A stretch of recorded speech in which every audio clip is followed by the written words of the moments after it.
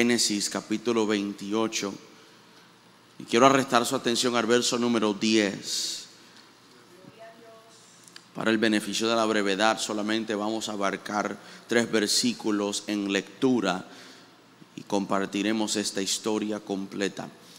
Génesis capítulo 28, verso número 10. Cuando usted lo tenga, indícalo con un amén fuerte. Amén. Dice la palabra del Señor: salió pues Jacob de Beerseba y fue a Harán, y llegó a un cierto lugar y durmió allí, porque ya el sol se había puesto. Y tomó de las piedras de aquel paraje y puso a su cabecera, y se acostó en aquel lugar. Y soñó, y he aquí que una escalera que estaba apoyada en tierra, y su extremo tocaba el cielo, y aquí ángeles de Dios que subían y descendían por ella. Repito, salió pues Jacob de Beerseba y fue a Harán, y llegó a un cierto lugar y durmió allí, porque ya el sol se había puesto. Y tomó de las piedras de aquel paraje y puso a su cabecera, y se acostó en aquel lugar y soñó. Alguien diga soñó. Y he aquí una escalera que estaba apoyada en tierra, y su extremo tocaba el cielo, y aquí los ángeles de Dios que subían y descendían por ella. Hasta allí la palabra del Señor. Quiero hablar con este pensamiento en mente: Dios está en control. Mira a alguien después de sentarse, dile: Dios está en control.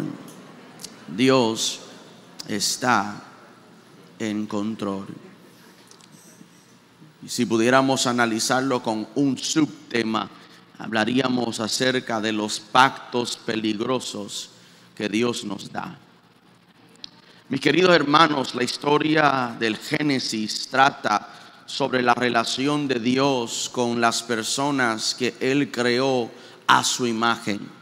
La historia de Génesis comienza por Dios crearnos para estar en relación con Él. El salmista decía que Él nos hizo y no nosotros a nosotros mismos, pues pueblo suyo somos y ovejas de su prado. El libro de Génesis es el libro de comienzo, pero también es el libro que inicia la relación de Dios con las personas que Dios creó a su imagen para estar en relación con Él. Del capítulo 1 al capítulo número 11, Génesis describe el aumento del pecado adjunto con la evidencia continua de la bendición del pacto de Dios para con su gente. Pero a partir del capítulo 12 hasta su conclusión, el autor de Génesis dirige toda su atención, y la nuestra por consecuencia, al poder del pacto que Dios había hecho con su pueblo. La bendición que Dios habló en Génesis, en el inicio, en el comienzo, en el origen, en la incepción, lo que Dios habló de fructificar y multiplicaos, se ve en su apogeo y su desarrollo desde el capítulo 12 hasta su conclusión. Aquella promesa de bendición se convierte en la vida de Abraham y de sus descendientes. Al considerar a través de esta historia el pacto de Dios, Dios se reveló a sí mismo a través de Abraham y su familia. Y cada narración muestra cómo progresaba el pacto de Dios, o cómo Dios estaba en el proceso de superar los obstáculos que eran presentados a este pacto que había hecho a su pueblo. Problemas y obstáculos que fueran percibidos o que eran reales.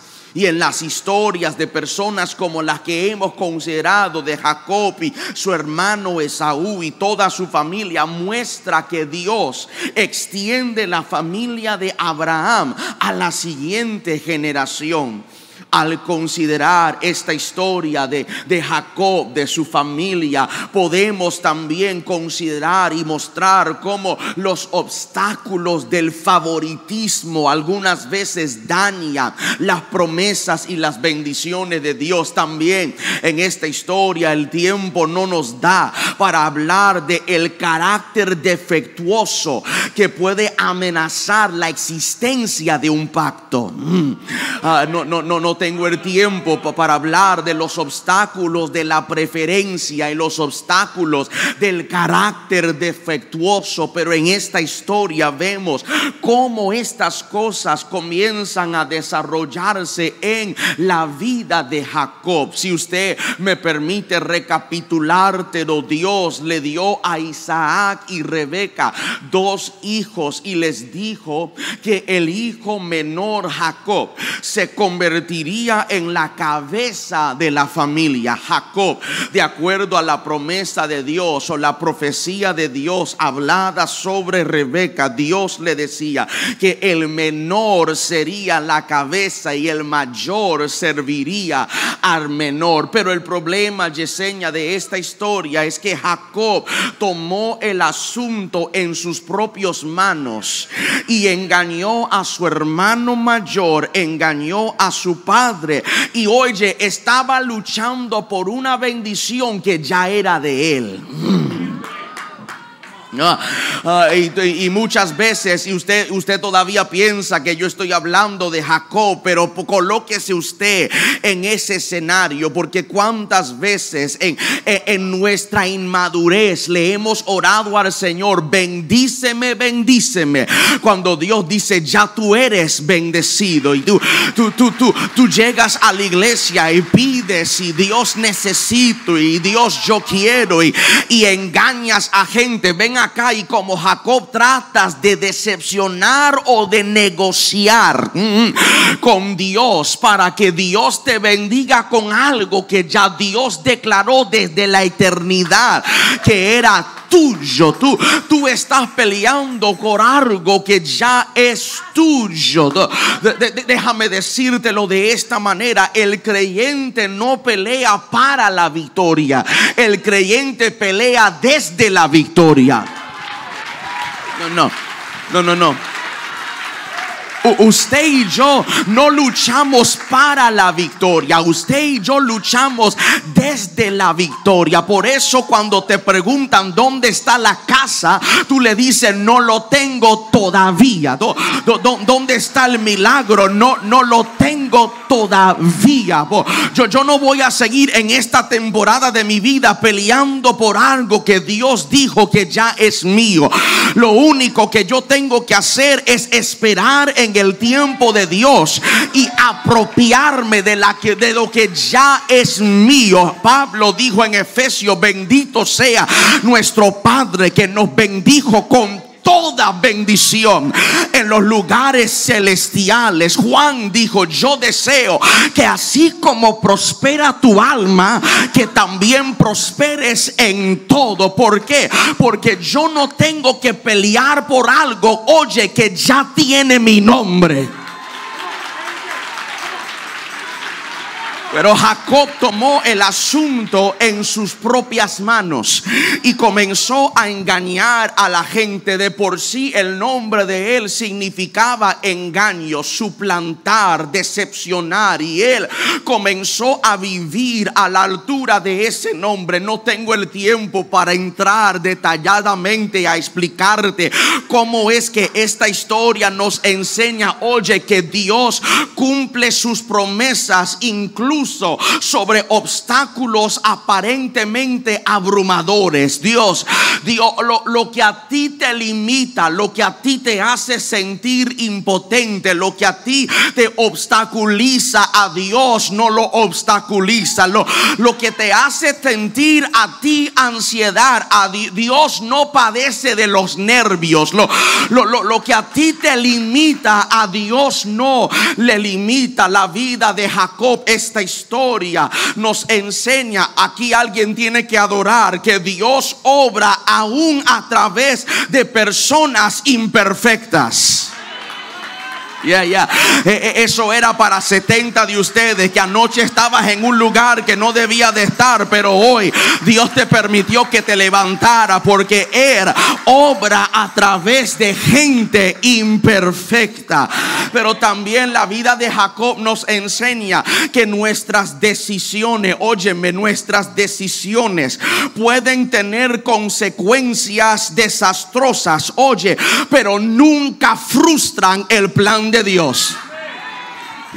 Jacob nos enseña que nuestras decisiones sí tienen consecuencias, pero esas consecuencias jamás frustrarán a los planes de Dios con nuestra vida. Cuando Dios declara algo sobre de nosotros, no importa lo que te sucede y no importa lo que tú haces, cuando Dios ha hablado algo sobre de ti, Él va a llevarlo a su cumplimiento. Al llegar a esta historia, nos enseña que el motivo del viaje de Jacob, la razón por la cual tu Biblia comienza en el verso 10 diciendo que salió pues Jacob, es porque su pecado lo obligó a salir.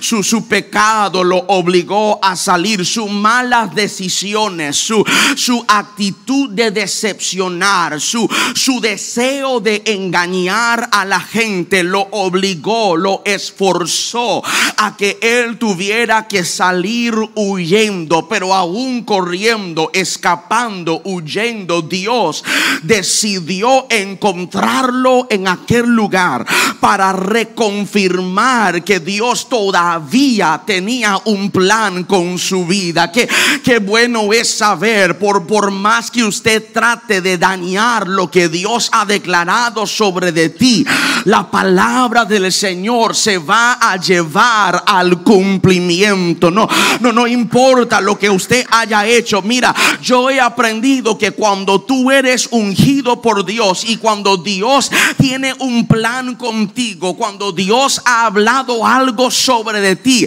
tú ni puedes pecar bien, porque la palabra de Dios no te deja hacer lo malo para dañar lo que Dios. Ok, usted se va a esconder de su ropa religiosa de domingo, pero muchos de nosotros sabemos que cuando hemos tratado de darle la espalda a Dios, aún nuestras malas decisiones no nos trabajan como queríamos, porque cuando Dios, yo he descubrido que Dios tiene un problema. Dios tiene un problema, y es que cuando Él pone su mano sobre de ti, Él no puede soltarte hasta que Él no ha terminado lo que Él comenzó contigo. Ven acá, salmista, Jehová cumplirá su propósito en mí. Ven acá, Pablo dijo: estoy persuadido que el que comenzó lo perfeccionará hasta el día de Jesucristo.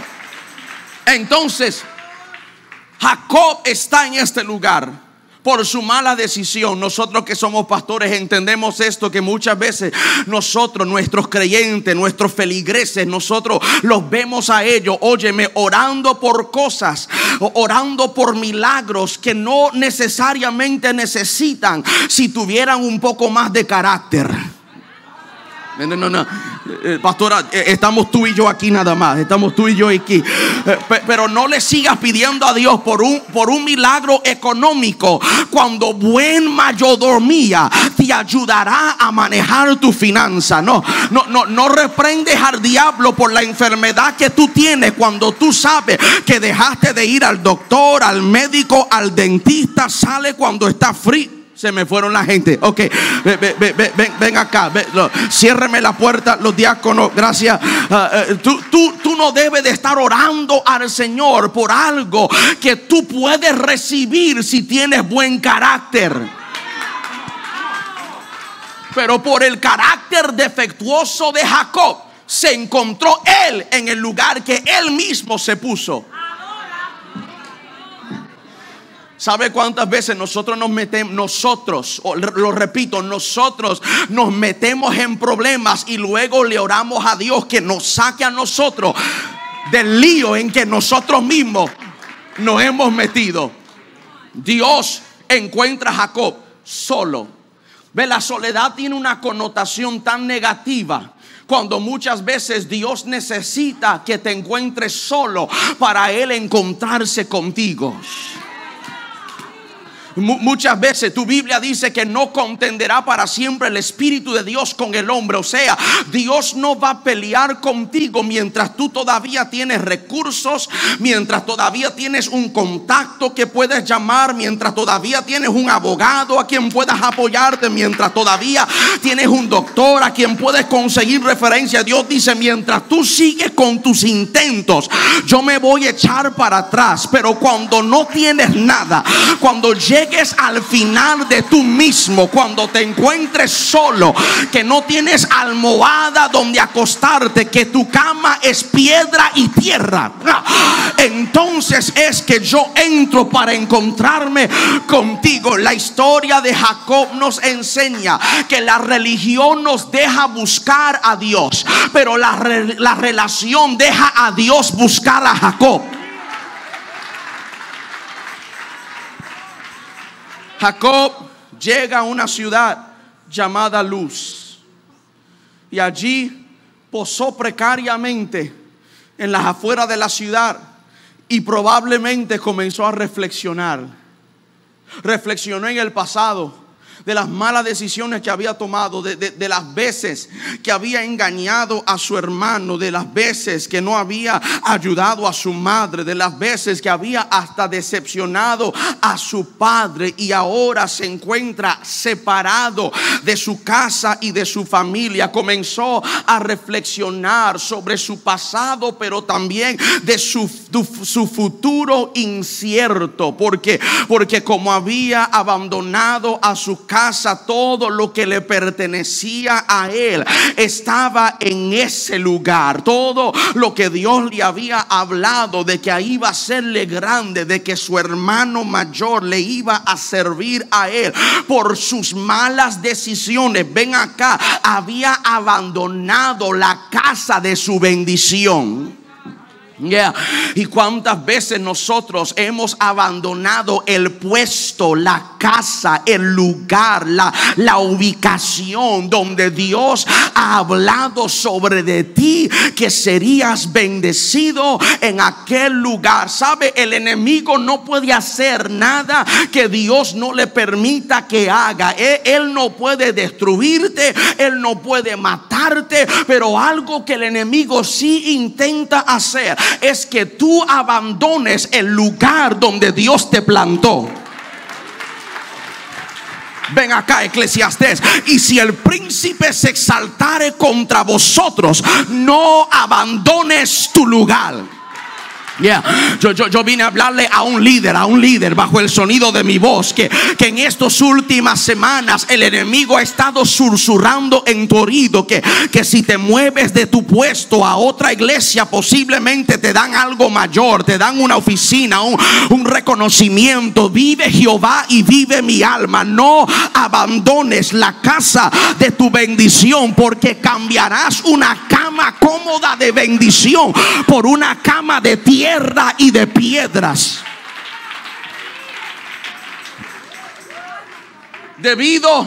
Gracias, Señor, debido a que Dios lo había elegido a Jacob para heredar la promesa. Dios vino a él no para criticarlo. Dios llegó a él no para reprenderlo. Dios llegó para reeditar la promesa que le había hecho a él. Lo fascinante de esta historia, pastor, es que en el verso 10 dice que salió, pero en el verso 12 dice que soñó. En el verso 10 dice que él salió. El verso 11 dice que estaba solo, y en el verso 12 dice que allí soñó. ¿Sabe por qué eso es fascinante? Porque él no soñó mientras estaba en la casa de su padre. Cuando estaba en la casa de su padre, que tenía toda su comodidad, allí nunca dice que Jacob soñó. No fue hasta que Jacob se encontró solo que Dios comenzó a abrirle la capacidad de soñar. Ok, ven acá, permítame decirle a alguien bajo el sonido de mi voz que cuando él estaba solo en una zona desierta, acostado sobre una piedra, fue cuando Dios le permitió soñar. Déjame decirte por experiencia personal, como testigo ocular, como un testimonio vivo, que algunos de tus mejores momentos no nacerán en tus experiencias de paz. Algunos de tus mejores momentos nacerán en tus experiencias de piedras. Algunos de tus mejores momentos no lo recibirás cuando estás acostado sobre una almohada. Algunos de tus mejores sermones no lo escribirás en tu oficina. Algunos de tus mejores sermones lo escribirás cuando estás encerrado en tu vehículo, con lágrimas en tus ojos, gritando de voz en cuello donde tú estás. Algunos de tus mejores libros no lo escribirás en la paz. Algunos de tus mejores libros lo escribirás cuando estás sobre de piedras. Pero yo vine a hablarle a alguien en este lugar que ha estado subestimando esa piedra. Dios me trajo a decirte: acuéstate sobre esa piedra, porque cuando te acuestes, entonces te daré el sueño. Jacob no soñó hasta que se acostó sobre la piedra. Algunos de tus mejores experiencias no salen de paz, salen de piedras. Y cuando llegó allí soñó que una escalera. Cuando comencé a estudiar esto, para muchos teólogos, comentaristas, ellos decían que esto era algo normal, porque en la cultura de Mesopotamia, ellos pensaban que donde estaba un templo, eso era una escalera al cielo. Por eso, cuando él ve esta visión, llamó el lugar casa de Dios. No había un templo en su vecindad, pero porque vio una escalera, él dijo: esto tiene que ser un templo. Ven acá, porque cuando tú eres ungido, donde quiera que tú vas, tú construyes esa tierra en un templo. A mí no me importa si es la suegra del diablo que es tu jefe. Cuando tú entras en ese lugar, todo se tiene que ir, porque pisó el ungido, y ese lugar ahora es casa de Dios y puerta al cielo. A mí no me interesa si tu hijo es rebelde, adicto a drogas y alcohol. Cuando tú entras en su habitación, todo espíritu que no es de Dios tiene que empacar sus mochilas y salir corriendo, porque cuando llega uno con unción de Jacob, esa tierra se convierte en casa de Dios y puerta del cielo. El ángel vio la escalera. Ven acá. Y ellos descendían y subían, subían y descendían. Léalo bien, léalo bien. Yo sé, yo me crié en la iglesia pentecostal. Era una escalera que Jacob veía, ángeles bajaban. Aquí se colaron algunos pentecostales. Léalo bien. La historia no dice que bajaban y subían. Tu Biblia dice que subían y bajaban. Pregunta: ¿cuándo fue la última vez que tú pensaste en ángeles? Porque nosotros, dentro de nuestra cultura carismática español, estamos acostumbrados a hablar de fuego, de aceite, de gloria, de Shekinah, de Espíritu Santo, y relegamos a la posición de ángeles como algo atrás. Cuando por lo general, cuando pensamos en ellos, no pensamos mucho en ellos porque no los vemos y no lo escuchamos. Pero la palabra del Señor nos dice que los ángeles son mensajeros especiales de Dios. La Biblia dice que Él es el que hace sus ángeles espíritus y a sus ministros llamas de fuego. Tenemos un fuego de Dios en acción que se llama sus ángeles. Y aunque usted no ha pensado mucho en ángeles, la Biblia sí ha pensado mucho en ángeles. Pensaron mucho en ángeles que cuando dijeron que Pedro estaba esclavizado en la cárcel y oraron por él y él salió y él tocó a la puerta, no respondieron porque pensaron que era un ángel. Para la iglesia primaria, para la iglesia que comenzó, los ángeles era algo común para ellos, pero para nosotros no pensamos en ángeles. Pero si usted abróchese el cinturón, diría la pastora Yesenia, cuando usted y yo pensamos en los ángeles, la Biblia está repleta en esta narrativa, está repleta de los ángeles que siempre estaban, subiendo y descendiendo. Cantaron los ángeles en la creación, visitaron los ángeles a Abraham en el desierto, llegaron los ángeles a Ezequías cuando Jerusalén estaba bajo ataque.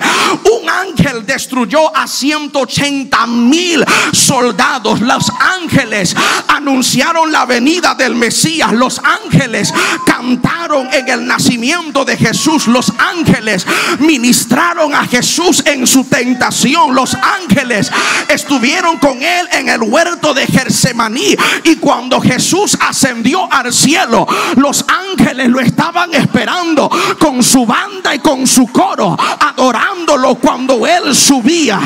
Pero Hebreos dice en el capítulo 11 y el 1 y 14 que no son los ángeles espíritus ministradores enviados a ministrar a los que heredan la salvación. O sea que los mismos ángeles que le cantaron a Jesús son los mismos ángeles que te cantan a ti. Los mismos ángeles que ayudaron a Jesús en su desierto, Dios los ha dispachado para que obren a favor de ti. Yo no vine a hablarte de casa, de carro, de propiedad. Yo vine a declarar que ángeles han llegado a ese cuarto de enfermedad, a esa cárcel del perdido. Alguien grite: ángeles, ángeles, ángeles, ángeles. Hay ángeles ministrando. Los ángeles subían y bajaban. La palabra, siéntese, la palabra escalera, Joan, no siente, yo no soy responsable de lo que aquí pasa. Los ángeles subían, descendían y subían. Estudiando, Joan, la palabra que aparece en nuestra Biblia de escalera, no hay una palabra hebrea para ella. No hay. La palabra que ellos usan es portal.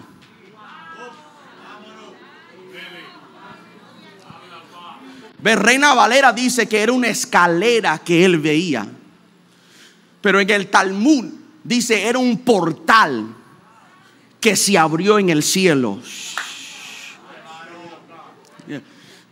Dios abrió el cielo. Te lo pruebo por la Biblia. Esta historia, esta experiencia de Jacob en Génesis 28 toma otro sentido cuando Jesús en Juan 1 y 51 dice que como Jacob, los cielos estarán abiertos sobre de él. Por eso cuando fue bautizado dice que los cielos se abrieron, una paloma descendió y la voz abrió desde el cielo y dijo: este es mi hijo en quien tengo contentamiento. Permítame decirle a alguien que cuando tú te encuentras con el Señor te abre un portal portal en el cielo. Ajá. Dios te abre un portal. Las ventanas de los cielos son abiertos y ahora tú tienes acceso directo al cielo. Observe que los ángeles iban de tierra a cielo, no de cielo a tierra. Esta última invitación era para que Jacob subiera también. Porque cuando Dios te abre una puerta, es porque Él quiere que tú subas. La Biblia dice que la escalera estaba apoyada en la tierra y que Dios estaba allá arriba. La Biblia hebrea no lo dice así. Dice que Dios estaba al lado de Jacob. Por eso Jacob ve la experiencia y dice: ciertamente Dios estaba aquí y yo no lo sabía. ¿Por qué? Porque miraba a la escalera y pensaba que en la escalera estaba Dios. Pero Dios no estaba en la escalera, Dios estaba al lado de Jacob. Ok, me parece que usted no me cree. Ven aquí, Juan capítulo 8. Jesús estaba teniendo una conversación con la mujer samaritana y ella pensó: debemos de adorarle aquí en este monte. Y él dijo: no, tú piensas que Dios está en el monte, que Dios está en el templo. Yo te digo, Dios está aquí. Yo no sé con quién yo estoy hablando.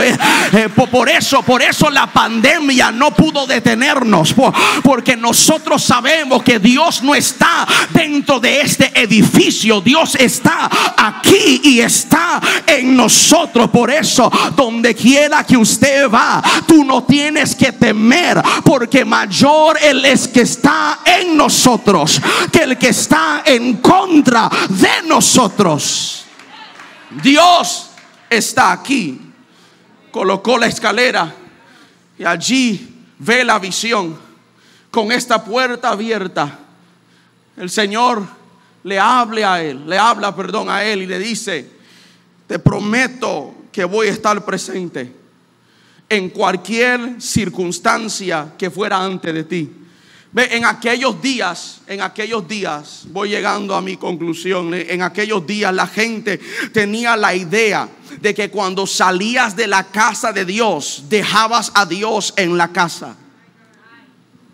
El concepto de ellos es que cuando salía del templo, allí en el templo se quedaba Dios.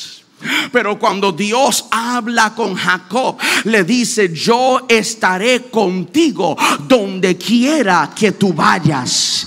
El Señor le dio a él en esa tierra, le prometió que iba a ir con él, que iba a protegerlo a él y que un día iba a preservarlo para regresarlo otra vez a la tierra que le había prometido. Le decía que no importaba lo que le sucedía, Dios iba a lograr su voluntad en la vida de Jacob. Pero esas dos expresiones de él, cuando ve esta visión, cuando ve este espectáculo, dice: número uno, ciertamente el Señor está aquí y yo no lo sabía. Y su segunda expresión: esta es casa de Dios y puerta del cielo. Esa primera confesión nos advierte que también podemos dejar de reconocer la presencia de Dios en lugares inesperados. Nos ayuda a entender que muchas veces Dios puede estar cerca de nosotros. Dios puede estar moviéndose en algún lugar cerca de nosotros, pero porque no estamos enfocados en la gloria y la presencia del Señor, algunas veces perdemos momentos divinos de Dios, porque no sabemos que Dios nos encuentra en lugares inesperados. Pero su segunda confesión nos alerta sobre el hecho de que podemos pensar que el lugar en donde nos encontramos con Dios es la única vía para encontrarnos con Él. El camino al cielo que estaba abierto donde quiera que fuera Jacob, aunque él, como nosotros, no siempre lo descubrió. Jacob, mi iglesia dice: ciertamente el Señor está en este lugar y yo no lo sabía. La presencia para Jacob era desconocido. La presencia del Señor era desconocido. Sabía de él, pero no lo sabía a él. Sabía de él, pero no lo sabía a él. La presencia del Señor era desconocido para él. La Biblia enseña la omnipresencia de Dios. Eso significa que Dios está en todas partes. Eso significa que no hay ningún lugar donde no esté Dios. No podemos ir a ningún lugar donde no esté. El salmista dijo: si subiera a los cielos, allí tú estás. Si en el Seol hiciere mi estrago, allí me guiará tu mano y me asirá tu diestra. Qué peculiar que nosotros llegamos al lugar de la casa de Dios, pero muchos de nosotros desconocemos la presencia del Señor. Samuel ministraba a Jehová en el templo, pero cuando Jehová le hablaba, confundió la voz de Dios con la voz del sacerdote. Muchos de nosotros tristemente llevamos 5, 7, 10, 12 años en la iglesia y conocemos de Dios, pero no hemos conocido a Dios. No conocemos el Dios del pastor. Conocemos a Dios por experiencias contadas, pero no experiencias vividas. El astrónomo ve el universo, pero muchas veces no ve al Dios que creó al universo. El físico ve a los electrones, pero con demasiada frecuencia no ve al Dios que mantiene unido a esos electrones. El filósofo estudia la verdad, pero con frecuencia nunca ve el Dios que es la verdad. Y así mismo a veces el cristiano puede estar en la casa de Dios y aún así no darse de cuenta de la presencia de Dios que está en la casa. Pero él dijo: Dios está aquí y yo no lo sabía. ¿Por qué Jacob no lo sabía? Porque estaba mirando a su circunstancia y no estaba mirando a la sustancia. Estaba mirando a su crisis, pero no estaba mirando al cielo. Sabía que no era más que un conspirador, un escondido en una región abandonada, pero allí el Señor estaba con él.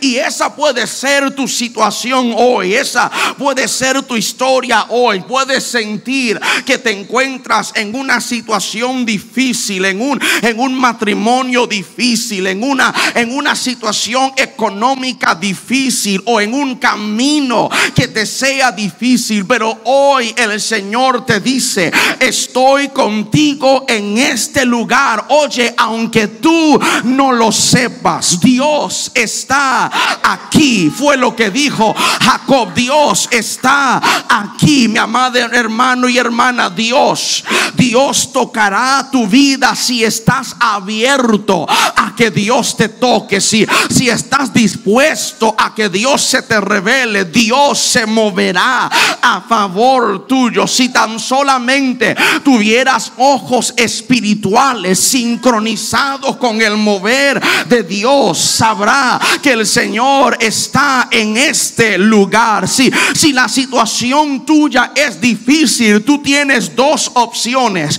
Puedes decir: Dios está en ningún lugar, o puedes decir como Jacob: Dios está en este lugar. Puedes mirar a tu situación y decir: Dios no está en ningún lugar, o puedes decir: Dios está en este lugar.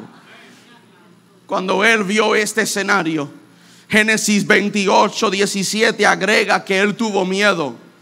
Cuán asombroso era aquel lugar. Ese lugar llenó a Jacob de asombro, porque hay algo asombroso de estar en la presencia de Dios. Hay algo asombroso de estar en la presencia del Señor. Yo me molesto, pastora, con gente que se muestran frívolos al acercarse a la presencia de Dios. Yo me molesto con personas que se muestran indiferentes al acercarse a la presencia del Señor, que cuando ellos comienzan a ingresarse a los lugares de adoración, no nos damos de cuenta que estamos entrando en el lugar santísimo. La Biblia en muchas ocasiones dice: Jehová está en su lugar santo, calla delante de él toda la tierra. El salmista decía: cuando entro en la presencia del Señor, entrar por sus puertas con acción de gracia, por sus atrios con alabanza, alabar y bendecir su nombre, porque Jehová es bueno y para siempre es su misericordia. Tú no te puedes acercar a Dios de cualquier manera. Si a un juez nos ponemos de pies, si a un líder gubernamental nosotros le damos respeto y honor, ¿por qué hemos perdido nuestro sentido de asombro al entrar en la casa del Señor?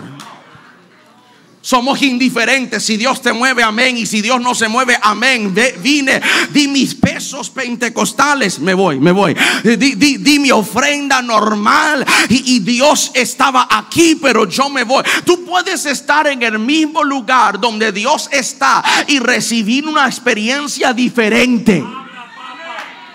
Te lo pruebo por la Biblia. Los discípulos estaban en la barca y se desata una tormenta. Dos autores narran esa historia, Marcos y Lucas. Cuando Marcos narra esa historia, él dice que cuando Jesús caminó sobre el agua y entró en la barca, los discípulos estaban frustrados. Pero cuando Lucas narra la historia, él dice que cuando Jesús camina sobre el agua y entra en la barca, los discípulos se quedaron asombrados. Misma experiencia, diferente resultado, porque uno miraba a Jesús y decía ¿dónde estaba? Pero el otro miraba a Jesús y decía gracias que estás. Y yo vine a hablar con un grupo de gente que mira a su situación y dice: yo no voy a declarar Dios no está aquí, yo voy a decir Dios sí está. Aunque yo no lo vea, yo todavía sé que Él está. Aunque mis finanzas no parezcan como eso, pero sé que Dios está, porque Dios está aquí y yo no lo sabía. Termino.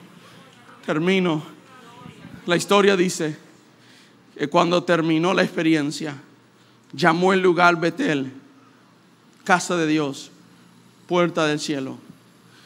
Pero hizo algo impresionante. Tomó la piedra que usó como almohada, la levantó y ungió la piedra. Y ungió la piedra. Porque muchas veces Dios no cambia tu miseria. Dios unge tu miseria para que tu miseria sea tu ministerio. No te voy a cambiar la piedra, te voy a ungir la piedra, para que cuando vuelvas a mirar a esa piedra almohada, ven acá, no lo vas a mirar como almohada, lo vas a mirar como altar. Dios dice: no te cambio la piedra, yo unjo tu piedra, unjo tu dificultad, yo unjo a tu experiencia, yo unjo a tu mala experiencia. Y eso que tú viviste, que era difícil, que era rocoso, montañoso, cuando yo lo unjo, ya no será doloroso, ahora será de devoción. Que cuando mire a la piedra, no me acordaré de la huida, no me acordaré de la herida, no me acordaré de que escapé, no me acordaré del daño que me hicieron. Cuando mire la experiencia, podré decir: Dios estaba aquí y yo no lo sabía.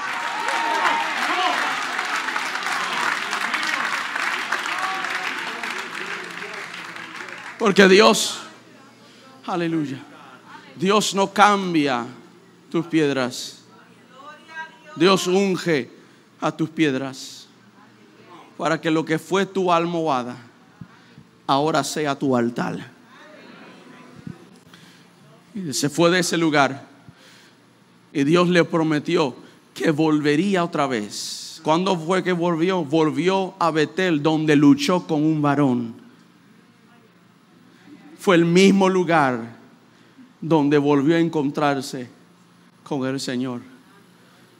Hay lugares donde Dios quiere marcar para ti, para que en el momento de tu dificultad puedas volver a esos lugares a encontrarte con Dios. Hay lugares donde debes de levantar altares, para que cuando la vida se te ponga difícil, tengas un lugar donde volver y decir: aquí es donde me encontré con Dios, y aquí me voy a quedar hasta que tú no me bendigas. Póngase sobre sus pies, con manos levantados. Padre, gracias por este tiempo y este momento.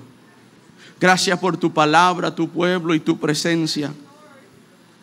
Ayúdanos a no ser oidores olvidadizos, sino hacedores de tu palabra. Pedimos, Señor, que todos bajo el sonido de mi voz, que nos encontramos en distintas y dificultosas problemas, ayúdanos, Señor, a mirar a esas piedras y decir: ya no será almohada, ahora será un altar. Ayúdanos a no fijarnos tanto en nuestras circunstancias y nuestras heridas y nuestras experiencias que posiblemente nos hayan traumatizado. Ayúdanos a darnos de cuenta que Dios está aquí y yo no lo sabía. Padre, con manos en alto, yo bendigo a esta congregación y a aquellos conectados a través de las redes, y te pido, Señor, que no seamos oidores olvidadizos, sino hacedores de tu palabra. Que no seamos como Esaú al menospreciar nuestro pacto contigo, pero que seamos como Jacob, que lo único que queramos sea perseguir aquel pacto, aunque aquel pacto nos lleve por vías peligrosas, aunque aquella promesa nos lleva por jornadas que sean difíciles. Pero si tú estás con nosotros, no nos soltarás hasta que no hayas cumplido lo que tú prometiste. En Cristo Jesús, Señor nuestro, te lo pedimos. Y la iglesia dice: amén. Amén. Dale un aplauso al Señor. Yo quiero hacer un llamado especial a todo hermano, amigo, visita que llegó a este lugar y no le sirves al Señor todavía. Dios está en tu lugar y tú no lo sabes.